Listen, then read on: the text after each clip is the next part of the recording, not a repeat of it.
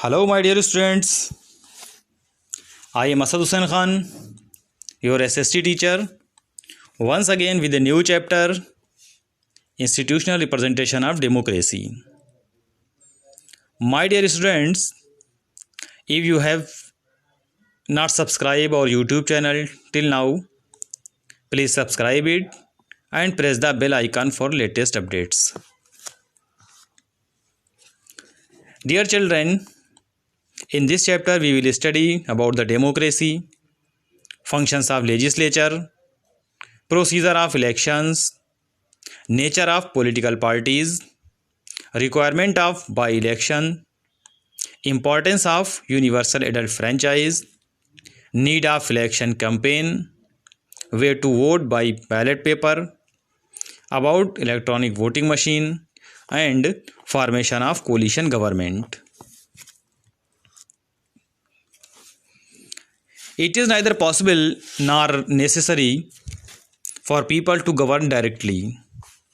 The most common form of democracy in our time is for the people to govern through their representatives. People elect their representatives for a fixed period of time. They run the government in accordance with the wishes of the people, and if they do not do so, people throw them out in the next election. In democracy, the right to elect representative is called vote. People control the government through their votes. The president is the nominal head at the central level. The real executive authority is exercised by the Council of Ministers, headed by the Prime Minister. They are collectively responsible to the legislature. Legislature is the organ that makes laws. In India, this is done by Parliament at the center and state legislature in the states. India has double set of government, union government and state government. Union has its own legislature called Parliament. All legislative powers of the Union are exercised by Parliament, which consists of two houses and the President. The Parliament two houses are Lok Sabha and Rajya Sabha. Indian legislature is a bicameral legislature.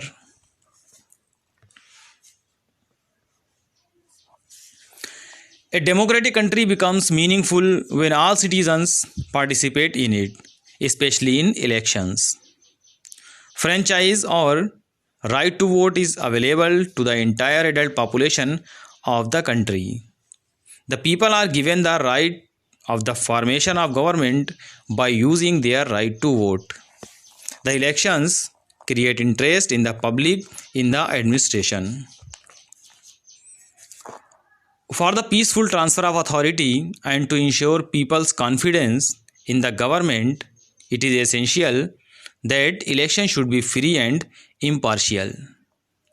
If people lose confidence in the election system, then democracy collapses.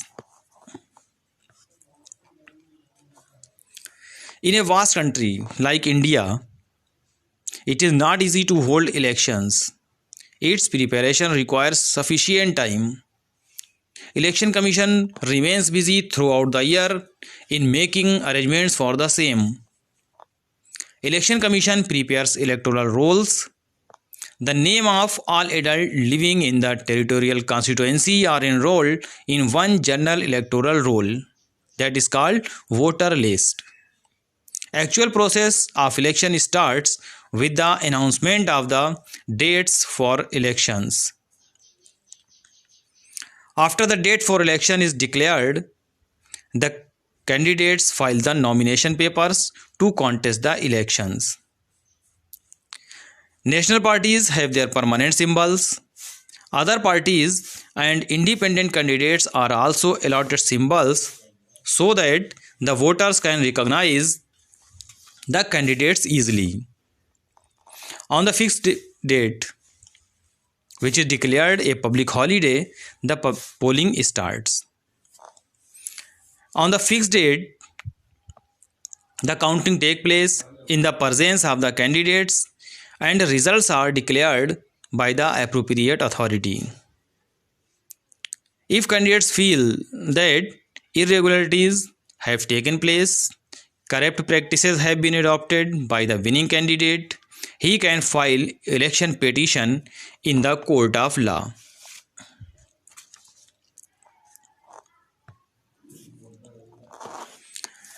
Election and political parties are not inseparable. These form an integral part of democracy. A political party is a group of persons having the same political beliefs or ideology. All parties publicize their policies through newspapers, public meetings, and other means and try to create public opinion in their favor. Political parties create the political interest in the country and educate the people. In the absence of political parties, the people cannot fulfill interest in their communities and classes.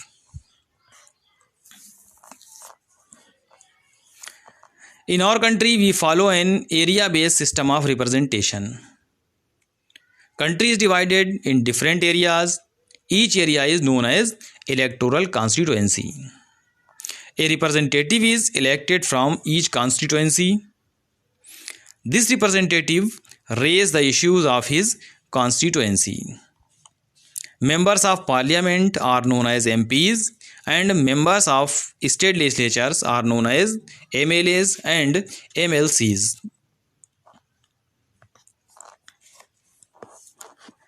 If any member resigned his post or died, fresh elections are held on that seat. This is called by-election. If any member died and his family member contests the election on that seat, often he or she gets the sympathy of the voters.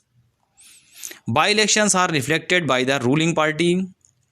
Sometimes MLAs are elected for the parliament, so they resign their lower post. Sometimes members vacate their seats for chief minister or any other minister who are unelected and have portfolio.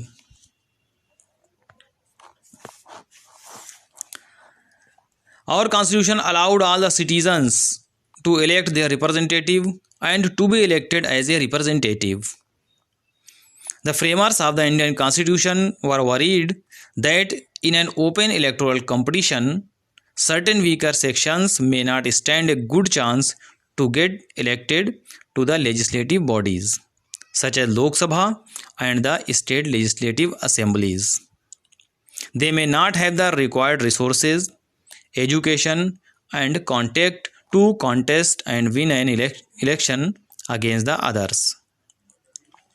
Those who are powerful, resourceful, and influential may prevent them from winning elections. If that happens, our parliament and assemblies would be deprived of the voice of significant sections of the population, this weaker section of the population. So, the makers of our constitution proposed of a special system of reserved constituencies for the weaker sections. Some constituencies are reserved for people who belong to the scheduled caste and scheduled tribes. In present, out of 552 seats in the Lok Sabha, 79 seats are reserved for scheduled caste and 41 seats are reserved for scheduled tribes.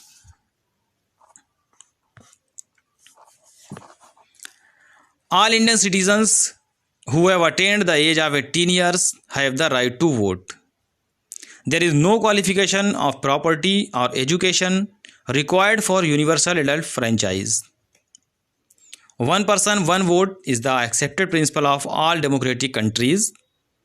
The principle of equality holds that everybody, whatever rich or poor, young or old, black or white, man or woman, learned or illiterate, should have equal voice in democracy.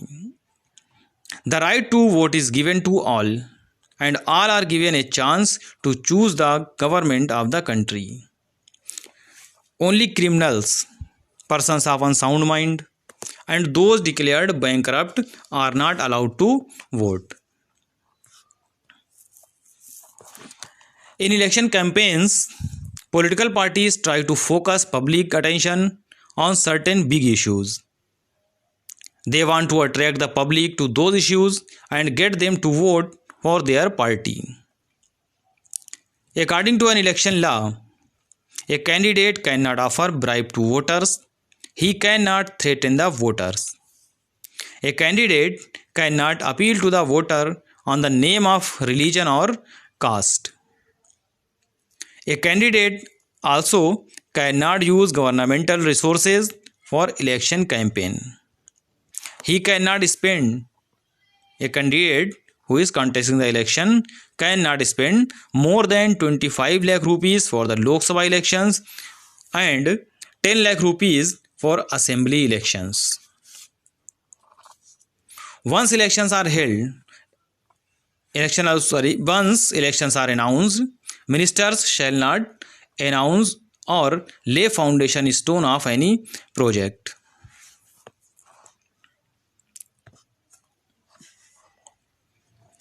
At the day of election, the voters whose name is on the voter list can go to a nearby polling booth. Once the voter goes inside the booth, the election official identify him or her. He put a mark on his finger and allow him to cast a vote.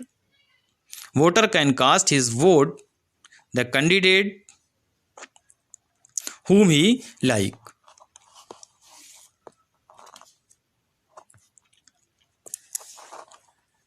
A ballot paper is a piece of paper on which voter indicates his choice or opinion in an election. A paper used for voting in a parliamentary or local government election having the names of the candidates printed on it. In order to express his consent for a particular candidate's ballot paper is used. The voter is required to make a special mark, either a circle, cross mark, etc. The ballot paper consists of the list of candidates appearing for the election with their names and symbols. The voters cast his vote and drop the ballot paper in the ballot box. Later, the ballot box is opened and the votes are counted by authorized personnel. Electronic voting machine is the standard means of conducting elections. Before the introduction of electronic voting, India used ballot paper and manual counting. Once the polling is over, all the electronic voting machines are sealed and taken to a secured place. After few days, on the pre-decided date, all the EVMs from the constituencies are opened and the votes secured by each candidate are counted. The candidate who secures the highest number of votes from a constituency is declared elected.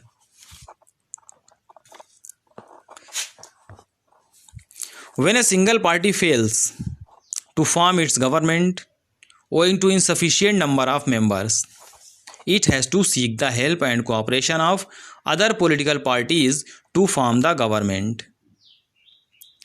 This government is called a coalition government. Coalition governments allow representation of various regional parties. However, decision making takes more time over certain issues because of different views of different party members. The first coalition government at the center was formed in the 6th general elections held in 1977. At the state level, coalition government were formed after the 4th general elections. Now some important questions are there. First is, what is democracy? According to Abraham Lincoln, democracy is a government of the people, for the people and by the people. Question number 2, what is electoral constituency? Answer is, The country is divided into different areas for the purpose of election. These areas are called electoral constituency. Next question is, what do you mean by universal adult franchise? Answer is, all the people who are 18 years of age or above have right to vote. They are called universal adult franchise. Next question is, what is ballot paper? A ballot paper is a sheet of paper on which the names of the contesting candidates along with their party names and symbols are listed. Next and last question is, who conducts the elections of the country? Answer is, Election Commission of India conducts the elections of the country. So dear students, by this way we have completed this chapter. I hope you would understand this chapter nicely. If there is any confusion, you can write in comment box. We will meet again with a new chapter. Till then, goodbye.